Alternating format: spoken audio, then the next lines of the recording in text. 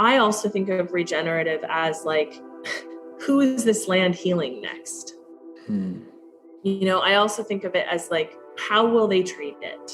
They won't use pesticides. They won't use chemicals in the soil. Like, I think about those things too. And sometimes I think we get actually really stuck in that whole green belt where it has to be so many things to be regenerative. And I think that's problematic because then you end up losing a lot of the subtleties of what it is to actually start to do regenerative real estate. I think marketers tend to be really focused on amplification, more interested in actually what happens in the service of what you're doing. And I think that makes a bigger difference anyways. My business is proof of that. We've never done any marketing, nor will we. We deliver highly and exceptionally to our clients, and that experience is something marketing can never do.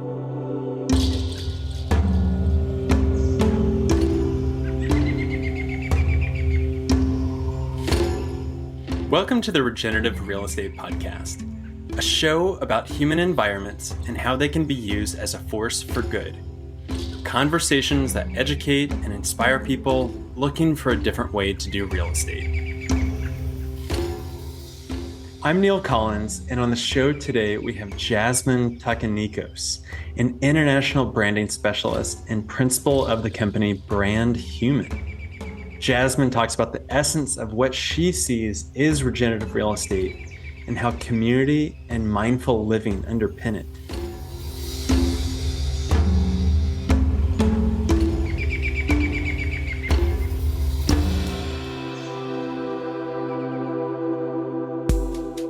I frequently get asked the question, what is regenerative real estate? And to be honest, that was a pretty hard question to answer several years ago. You see, when I began this journey at our company Latitude, I was inspired by the regenerative agriculture and permaculture movement. In it, I was attracted to how humans can help revitalize landscapes and create nutritious food. I immediately was captivated by the concept of the virtuous cycle, where we can be a part of a process that is both enriching and abundant. This was my real ecological awakening, where I began to see the connection of how humans, animals, insects, and plants have co-evolved with each other to truly enable life to flourish. And as I got deeper into the emergent regenerative movement, I began to see different flavors of how it's being practiced. I became inspired by the regenerative design movement and connected with the rallying cry of Jason McLennan of the International Living Future Institute and the creator of the Living Building Challenge, when he said that sustainability is about doing less bad and that regeneration is about doing good. On this show, I've also had friends and colleagues like Ross Chapin and Sarah Suzanka talk about regenerative real estate as life-affirming and helping people find their home in the world. I've had Aaron Fairchild talk about regenerative real estate being a method in which we can reduce suffering. Mark Voss talked with us about how regenerative real estate is the process in which we can take conventional real estate that's extractive and destructive and make it productive. And how can I forget the real zinger where Carol Sanford set me straight about what regeneration is not? And that's why I jumped when I had the chance to talk with Jasmine, because she is an international branding expert sought out for her insights on how to create resonant, relevant, and meaningful brands and companies. I wanted to get her take on the brand message of regenerative real estate and how that fits into the time that we're living through. I was particularly interested in hearing her perspective for two reasons. The first is that we're living through some pretty extraordinary times, especially considering that we're coming out of a pandemic that was the catalyst that upended so many people and how they live and where they live. But also, and more interestingly, I think, is that Jasmine is a client of ours at Latitude. You see, she and her mom are selling their home on Whidbey Island, where we live, and she's moving back to New York City. I wanted to know what had attracted her to say yes to our regenerative real estate approach, why that resonated with her, and how she sees regenerative real estate and regenerative living even in a bustling metropolis like New York. And at the heart of her answer is mindfulness and community, an answer that truly makes my heart sing.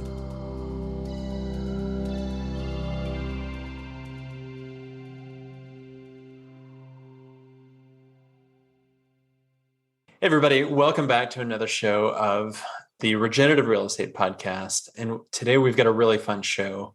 It is just such a pleasure to have Jasmine Takanikos on. And I've got to say, I want to bring this up first and foremost, is that why this is really interesting is that Jasmine and her mom, Joni, are clients of ours at Latitude. And we get to put forth just an incredible property that they have to the market and to the world. But I think the unique opportunity that we can get into here is Jasmine is a branding consultant, and we are having these amazing conversations that really speak to the marrow and the essence of what regeneration is. So without any further ado, Jasmine, thank you for taking the time to sit down and come onto the show with me. Yeah, of course. It's a pleasure to be here.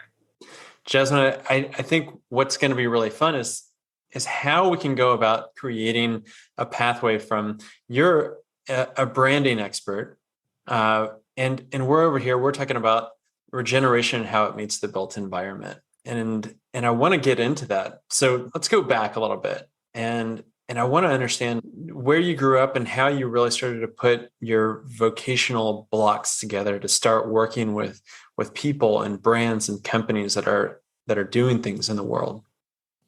Yeah. So my background, I was raised partially on Whidbey Island, where I'm selling my place at this moment.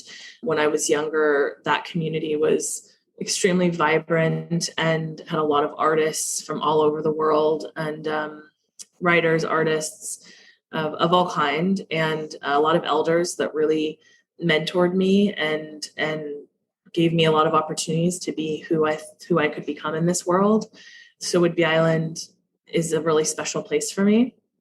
And that's part of my origin story. I did leave the island fairly early. I graduated high school early. I went to a conservatory.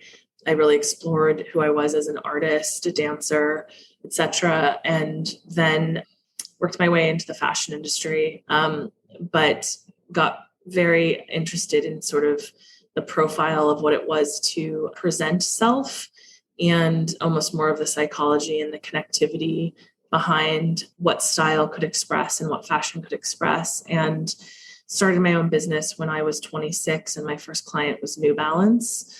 And I was extremely fortunate because as a privately held company, I was able to be in just about every meeting they thought that was important for me to be in, from product development to sales strategy and distribution to marketing. And I really learned there what it was to be a holistic strategist, which is what I am today, which means that I specialize in branding and business development across a lot of different industries. But from there, I also started teaching at Parsons at 28 in continuing ed for branding and business dev. And when you teach, you learn. And when you teach, you know. And particularly in that program with adult learners, it was very rigorous that we create our own curriculum. And that's where my methodology, Brand Human, was born.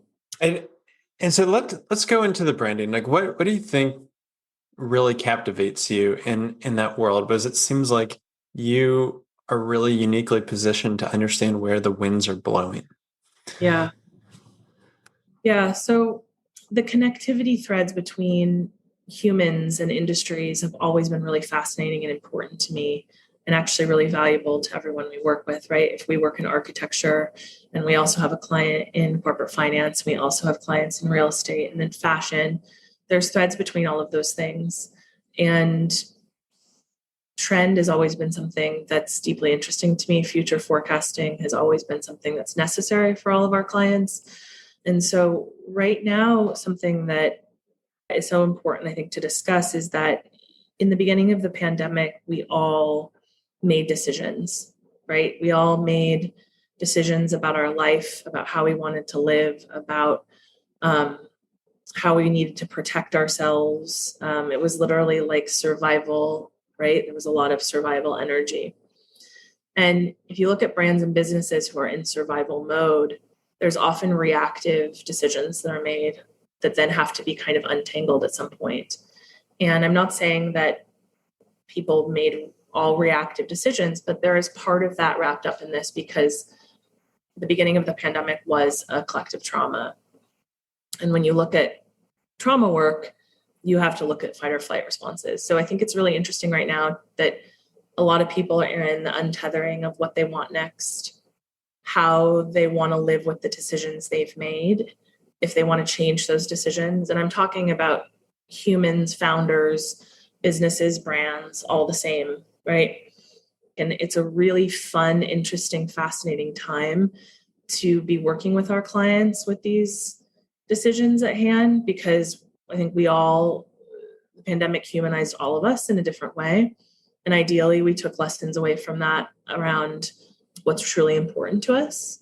So for me, in my own personal story right now, I bought a home and land with my mother. A lot of us became closer and more connected to our families in the pandemic. We made decisions to have intergenerational connectivity, which I did. I was a New Yorker for 20 years, almost 20 years, and decided, I'm going to buy land. I'm going to buy a home. We're going to build out a tiny house on the property. And that was a really special and important decision that I made at that time that had a lot of lessons in it. And so I think now it's just this interesting evaluation for all of us. We have the opportunity to think about our decisions and what we want and how they affect ourselves and our others and our business, etc. Do you find that coming out of COVID, and what you're really talking about is like the world turned upside down for everybody and in the global community, and it was a big reason to hit pause and to, I wouldn't say to retreat, but to circle the wagons and to figure out, what is really important. And as we're easing ourselves out into a post-pandemic world, there's a lot of questions that come up of, are we going to return to normal? Is that even possible? What do I really want to focus on? Are you seeing in that corporate business world where it does meet the interpersonal of who am I? What kind of family do I want to raise? Where do I want to be? Like, do you see us going back to a pre-pandemic 2019 environment, or how do you see that starting to shift with people and their personal decisions and where that really meets the future of their business? Yeah, it's an interesting question. So I think that people are all different, right? I think that the way people decide to evolve or not evolve is always fascinating. Like myself, early on in the pandemic, I didn't retreat. I moved really fast on some big decisions. I made a huge investment in property on Whidbey Island. I pivoted my business to be really robust online, and I worked every day. I never had one of those Netflix moments in the pandemic.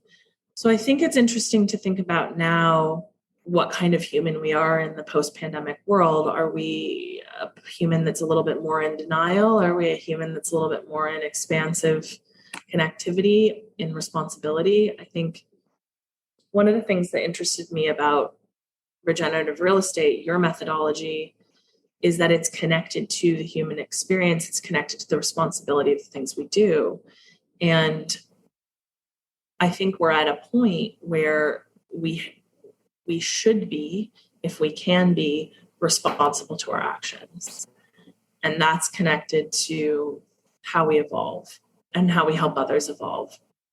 Well, I think that what I picked up out of what you're saying is that we all have personal agency. Yeah. And no matter where we live, because I think in the conventional real estate world, we get this a lot with trends of, are we going to be working digitally? Are we going to be moving back into the power centers? And I don't think that one makes a wrong out of the other. Like people, right. I think community over time is a really strong pull, that people are pulled towards living amongst one another, because that's how we've evolved to be as social creatures.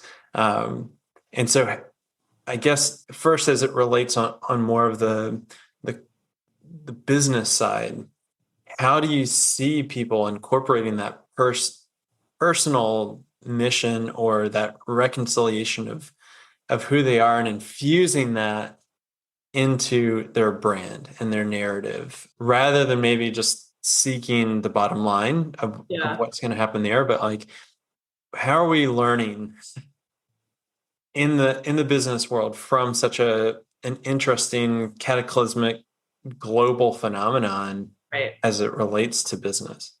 yeah, yeah. One of the things we're seeing is that our founders are more committed than ever to their own personal boundaries around their brand and business. They're more committed than ever to the clarity of how they want to be involved in their brand and business. And that is such an important part of how you build something, right? In Brand Human, we call it the preservation of the founder.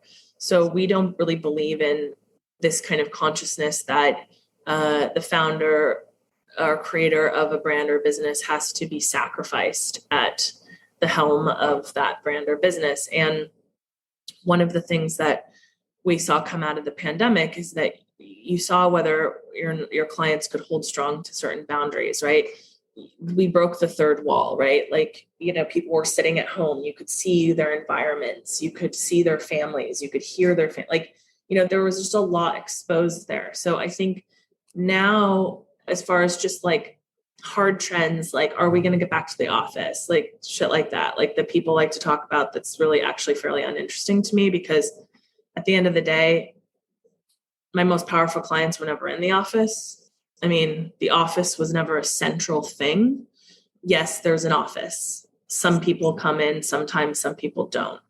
I think when you're talking about really influential businesses, they're not so focused on all that micro stuff because they realize they have adults working for them, and adults means that they can manage themselves and they can figure out what it means to get their work done on time.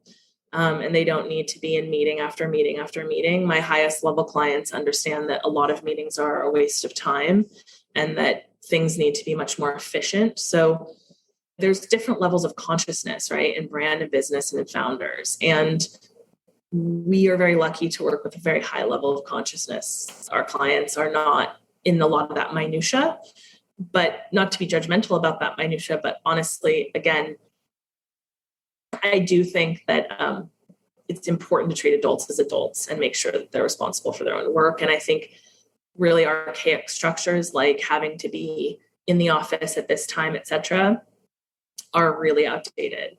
And so I think the pandemic showed that. I also think that it is important that we connect in person, Neil. Like you said, it's a very core part of us of being human. It's very important that we build community and that we see each other and that we talk.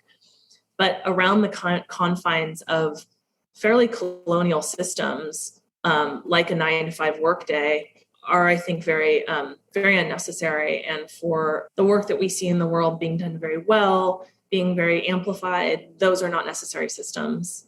And this is where I want to take this message is, if there is all this minutia in the world, and what really matters at the end of the day is how do we connect? How do we create healing spaces, rejuvenating spaces? And now if we are untethered from the office, then what does this look like as it relates to creating in home environments in which we can so deeply connect and thrive and nourish? There's a sense of stewardship that I see working with your property here on Whidbey Island that is just so spectacular that it transcends a boundary from a house to a home. And I think for a lot of people, like that is an interesting metaphor to come in, that a home is not just 4 walls and a roof that makes up a box, but it is a place for much deeper connection with self, with family, and with life that's beyond just the human realm. And so that's really the trend that we are pushing on, is how do we clarify this? How do we tell people that, like, this is okay, that this is an approach that they can take, and that it's okay that we haven't been raised with this kind of ecological understanding that we are interconnected, Yeah. And have the permission to go on that journey. Well, you bring up such a brilliant point around your ethos and philosophy that the pandemic should have taught all of us, is that we all are interconnected, right? If you just look at what a virus is, if you look at the destruction of our planet, why we have viruses like the coronavirus, that yeah, everything we touches everything else, right? And that is so massive. And I think the point around a home versus a house and how we live in spaces, it's either healing you or it's depleting you, right? There's kind of two energies going on all the time.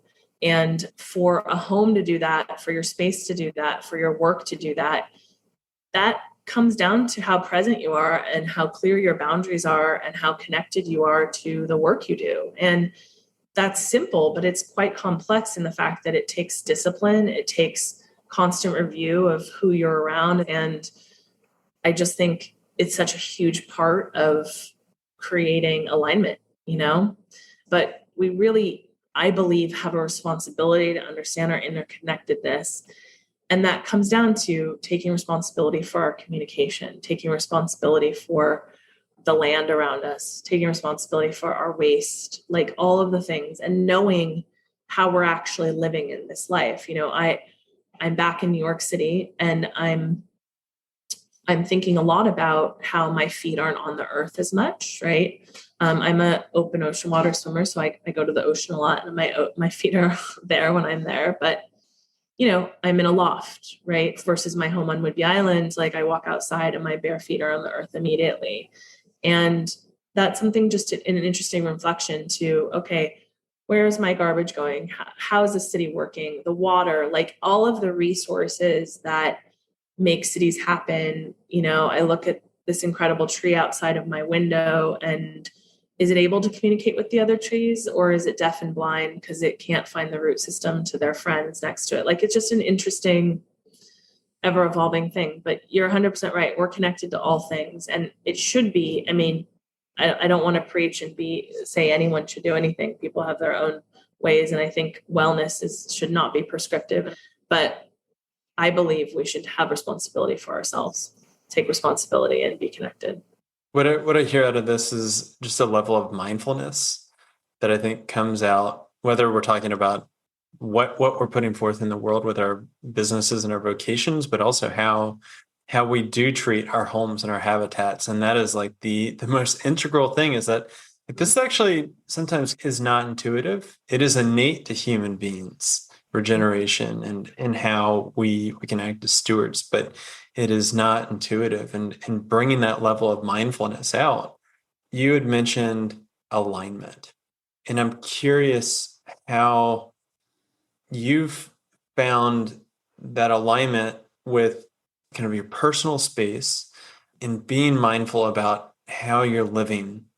How does that show up in your life? What are the benefits that you find that are just personal to you as you develop your practices and your mindfulness around, let's call it intentional and mindful living? Yeah. Well, first of all, I tend to think of like more well-being than wellness. I don't believe that means there isn't a lot of shadow. There isn't a lot of like darkness. I myself tend to confront my shit. I tend to look at where things aren't in alignment. And I think actually when you constantly doing that, things are more in alignment. We're very strict with the clients we take on, with how participatory they are in the process, with how connected they are to the reciprocity piece of the business. That is a huge practice for me, having had my business for a long time now and really only knowing what it is to work for myself at this point. I'm very careful with my energy and careful who I give my wisdom to. So that's one. I think two, I'm very devoted to time in nature. So whatever that will mean for me. And I will say whatever is also natural, because my devotion to being around my friends and community, being around my colleagues who vitalize me, is nature. Me sitting outside in a park in a city with my friends gives me the same kind of charge as being on a remote island in Greece. Like, it's all the same to me. It's just different kind of points. And I'm mindful of my language. You know, something recently that I've been thinking about a lot is that what other people say to us, right? Like, oh, you work so hard, or you must work so hard, or gosh, oh, you know, their own thing of what they put on you. And I actually don't feel I work hard. I feel like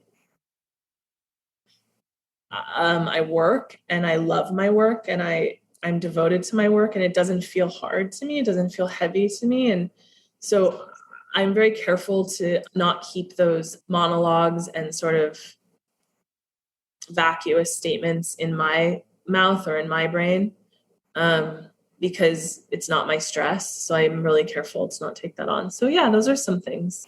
Mm. I want to start to go into really what was the decision behind leaving this like completely spiritual is a term that I'm going to use with every intention of that word. Like, I live on Whidbey Island. You have a house here. You step foot on one of these really unique properties that you enter into a different realm, and you enter into this like really ecologically rich realm where one of the things that just completely awed me was that you've got this property where owls live, and there's this cedar grove that is out of a fairy tale. Yeah. And we have a son in Waldorf school, and so our world is immersed in fairies and gnomes, and that is what this property has this essence of. Yeah. And I want to know, like, what is it like to live in a place where you're so juxtaposed from New York City, where it is, I mean, the epicenter of the turning of the world in some regards, but also coming from this property that like feels like you are on the edge of the world with ocean and mountain views in this forest that just want to like, I don't know, envelops you in a blanket of greenness. Like, how do you even live in these two different worlds?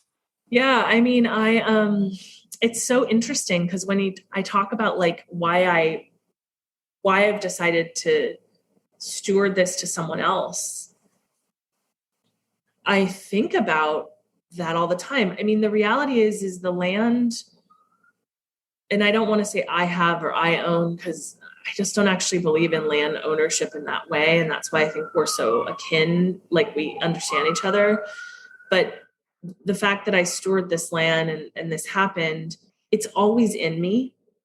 It's so magical and it's so transformational that it's always in me, because it is its own world, and it's been untouched for so long and kept able to be wild. And it is the realm of the owls. It is the realm of the coyotes. It is the realm of the raven. Like, whatever word you use, spiritual or whatever, animals teach us the subtleties of everything about life. Animals teach us what it is to feel, what it is to have an emotional body, what it is to truly know and truly sense. Animals are sense-based creatures. And so when we can learn these lessons, they don't leave us. So that land will always have that. And that's why I bought the property immediately upon walking it once, is I knew that those were lessons I needed to learn, whether or not I could speak that at the time. But in juxtaposed to New York City is a fantastical ecosystem of its own. And what a lot of people don't understand about New York is that I have a deep relationship with the beaches here, like I said, and in particular a nature reserve called Fort Tilden that, thank God, was protected. And it's got its own fantastical, incredible naturescape, whether it's the dolphins going by or, just like the unbelievable change of the currents and the water and what happens in the side of the Atlantic. And then you have incredible moments in the city, like One Brooklyn Bridge Park and that whole area of ecological wonderment that's been built to allow habitats to revitalize. And to me, they both give me vitality. You know, one of the things I learned having spent time on Whidbey Island and having this land in my adult years on Whidbey, is that everybody needs something different from nature at different times, right? And my life currently is asking me for something different, and I didn't want to hold on to something that could be so healing for another family or person because of, well, maybe I want it in the future. Like, I felt it's so important to immediately steward that incredible healing capacity to somebody else, and for me to do what I need to do next for my own human and for my businesses. I love the word steward there, especially with how you're using it. And I want to bring attention to it that we see ourselves in this very dominant way in our culture of we own this. We own this land, or we own this house. That is a very final perspective rather than I am the current steward of this property. Yeah. And one of the common traits that we see with our clients coming towards us for this regenerative real estate approach is that they have invested so much love and care, time and money into their properties. And everybody does come to a point where they sell and life changes. Like, there's nothing wrong with that. I've kind of realized, like, it's very few and far between that we have forever properties.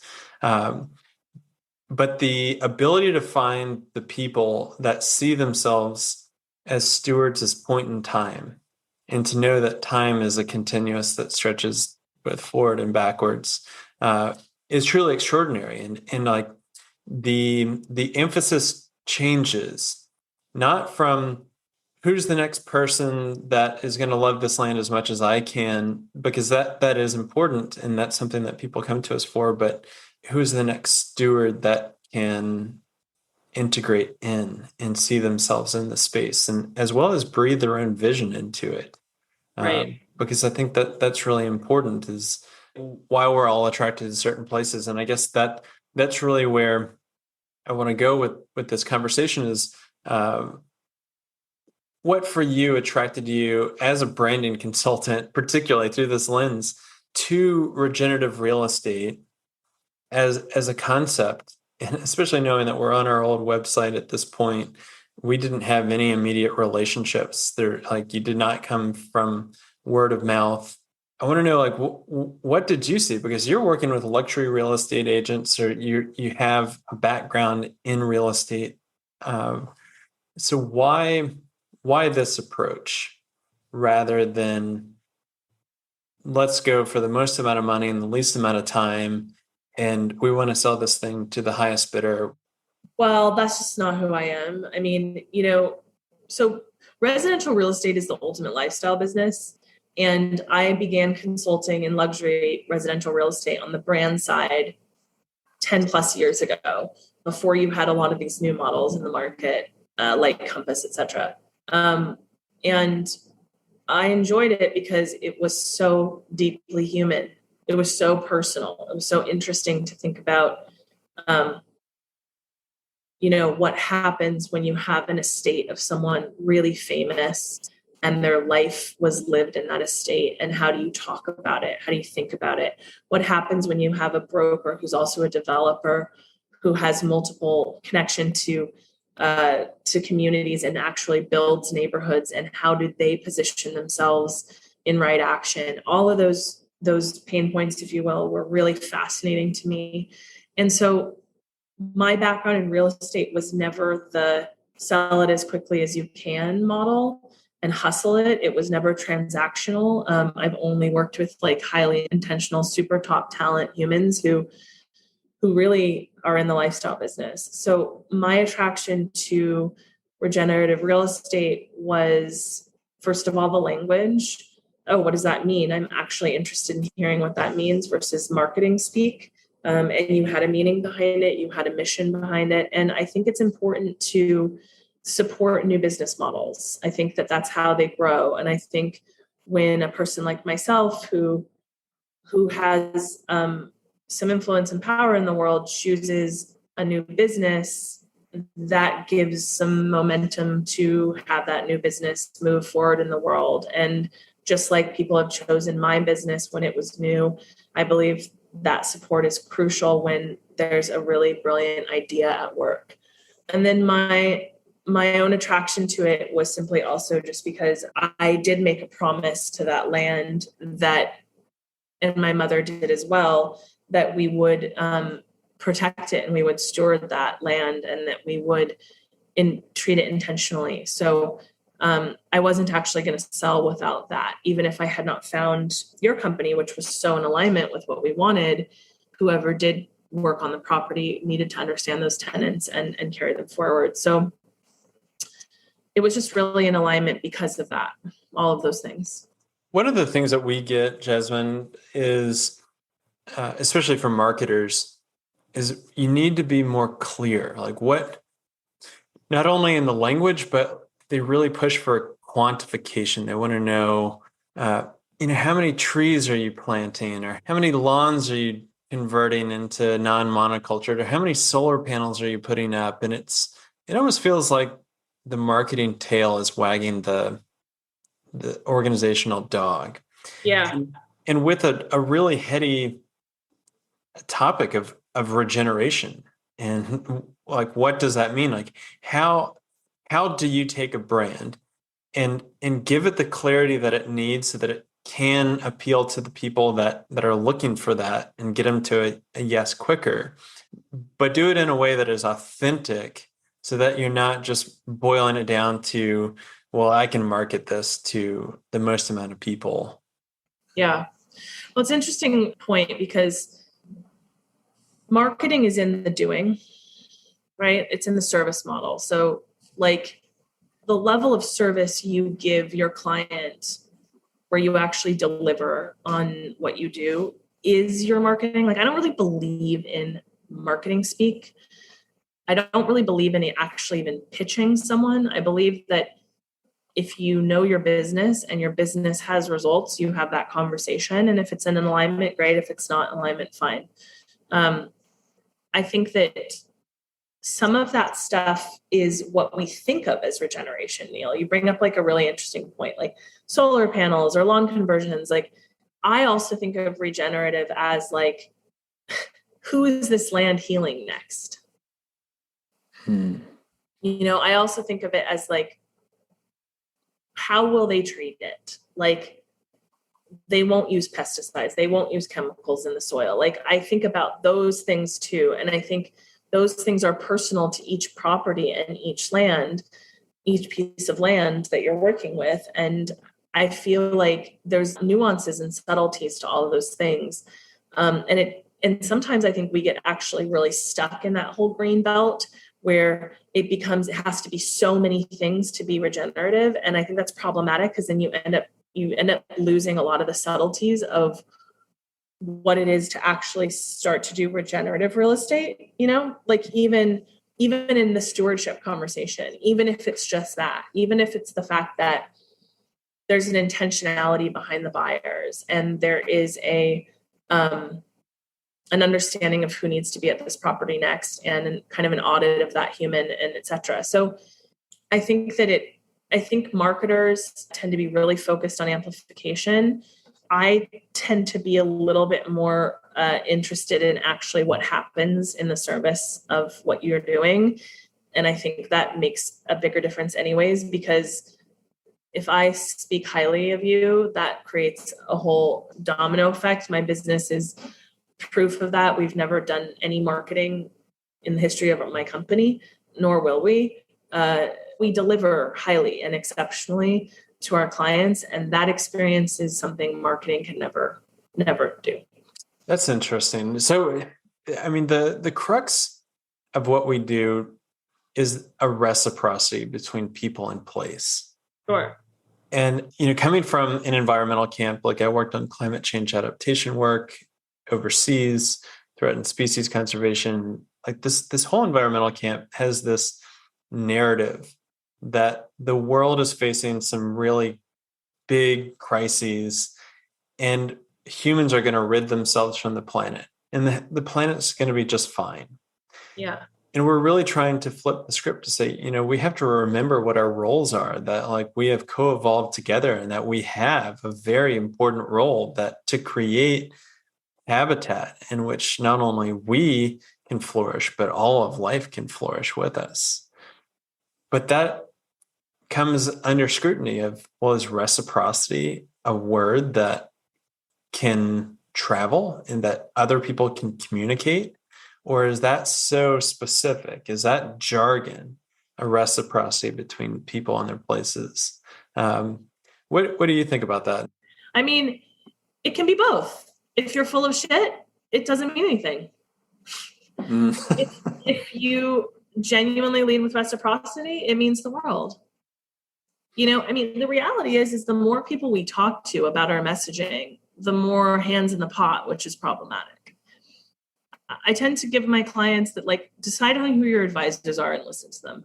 But don't ask more questions of other people, because people always have opinions, and most likely their opinions aren't that informed, meaning they don't have the history of why you're doing what you're doing, all of your history, Neil, of your background, Alyssa's history. There's a lot of, if you pick your advisors and listen to them, really what I mean is that advisor needs to be have a deep understanding of who you are, what you do, and why you do it. So their opinion actually matters. And all marketing sounds like bullshit, because it just will and does until it's lived and it's an experience of the service model. So on some level, all branding and marketing is fairly empty until someone has that experience with that brand. Of course, it has its value proposition in the fact that language is very interesting. Language lands in this beautiful way. It's aesthetic, design, color, patterning, photography, all of these things that make up a world of brand, a container, is all really necessary. But I've seen a lot of brands and businesses in my time be real beautiful and have nothing to really offer. So you have to have both. You have to have the container built, but you actually have to have the goods underneath it. And anyone who's saying, well, that sounds ingenuine to say reciprocity, well, okay, interesting. I'm not sure if their opinion matters. Like, if you were leading through reciprocity and you're delivering the highest level of service possible to your clients, and that doesn't mean you don't make mistakes, and that doesn't mean you're not learning, but you're acknowledging those and you're understanding how to constantly do better and constantly grow and constantly deliver more value to your clients, that's reciprocity.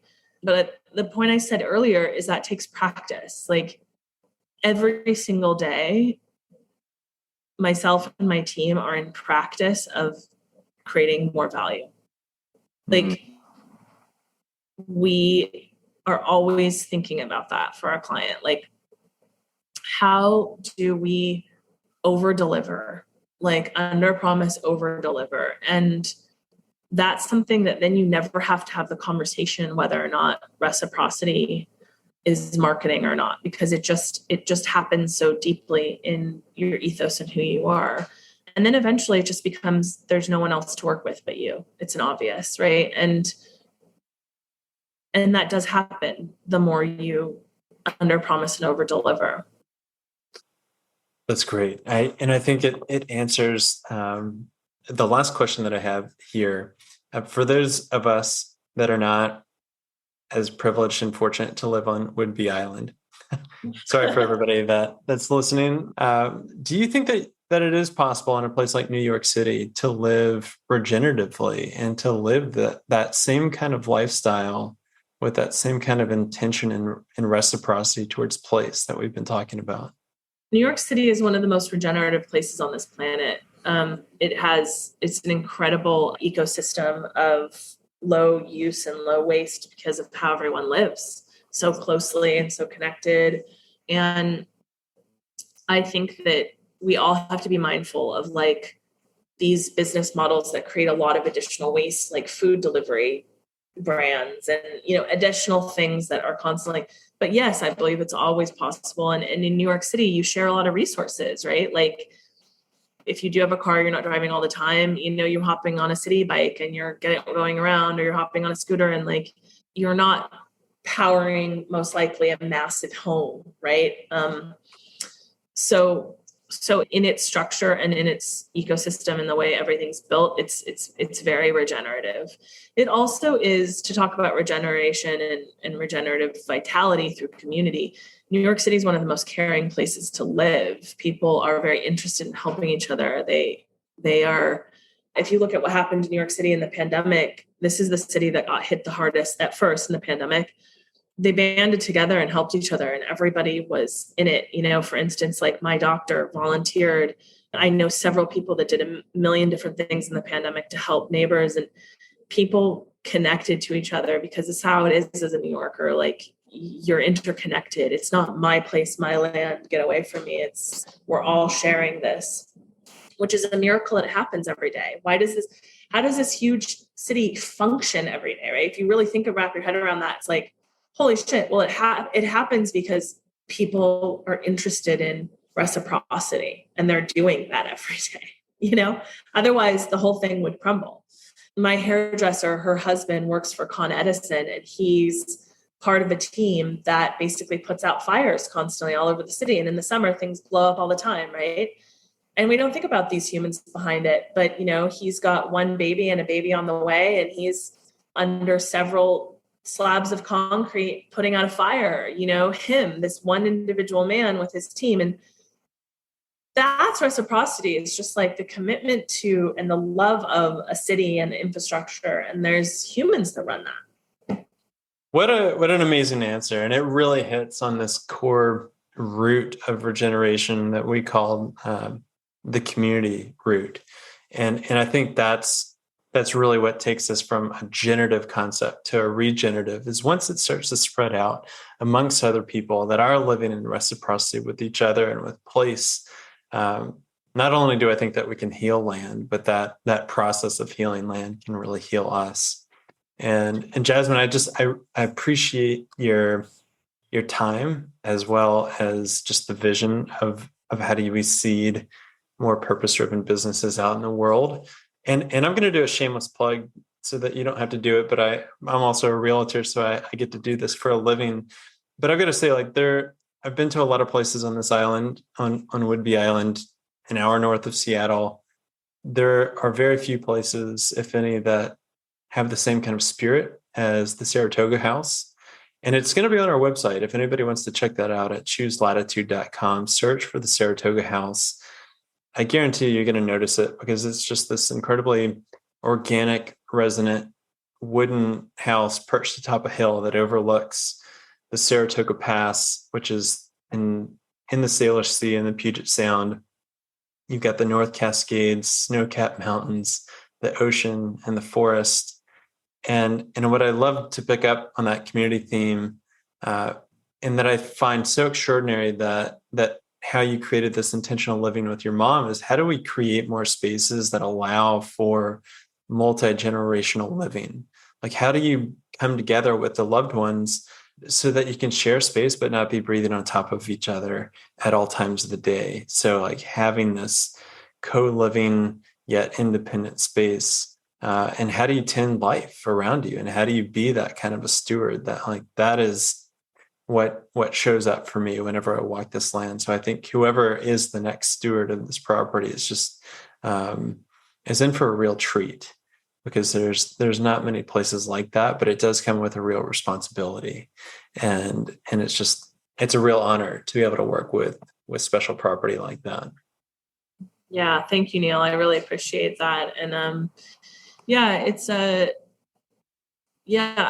really excited to see who gets to have that synergistic relationship with it, just like we have. And for intergenerational living, we built my mom a beautiful tiny house that's completely separate from the main house and has its own everything. And I think, it's so beautiful that the pandemic did bring us closer to family in that way. And it's perfect for someone who has that, or even just wants an additional dwelling in their home. But, I'd be remiss to say I'll miss it. I will, to a degree, because of course it's been my home, but I'm just also so excited for the next chapter of who gets to enjoy it. So yeah. And there's details that I'm sure locally milled cabinets. And like we spend a lot of time talking about like what is the regenerative materials, and it's little details of like what is biophilia. Alder, and yeah, it's so beautiful. Yeah, so it really is an incredible space. That is called the Saratoga House for anybody that is interested. But Jasmine, where can people learn more about your work with Brand Human? Sure, brandhumanmethod.com. brandhumanmethod.com. Well, Jasmine, it has been a real pleasure. We are so excited to be able to work with you and your mom on this property, and just think the work that you're doing in the world is fantastic. So thank you for taking the time out of your day. Thank you so much. Appreciate it. Hey, thanks for tuning in to the show today. If you want to follow our work at Latitude, you can follow us on Instagram at latitude.regenerative.re, and mine is at I am Neil Collins. We inherently believe in the potential that comes from connecting value-aligned and purpose-driven people together in community. That's why I encourage you to join our mighty network and introduce yourself to the other people working across the globe to advance a more regenerative, resilient, and beautiful world. Here, we want to know what you're working on and what inspires you. Through this platform, you can attend live events, take courses provided by our podcast guests, and create connection with other people and businesses that share your same passion. To join, find the link in our show notes or visit our website at chooselatitude.com.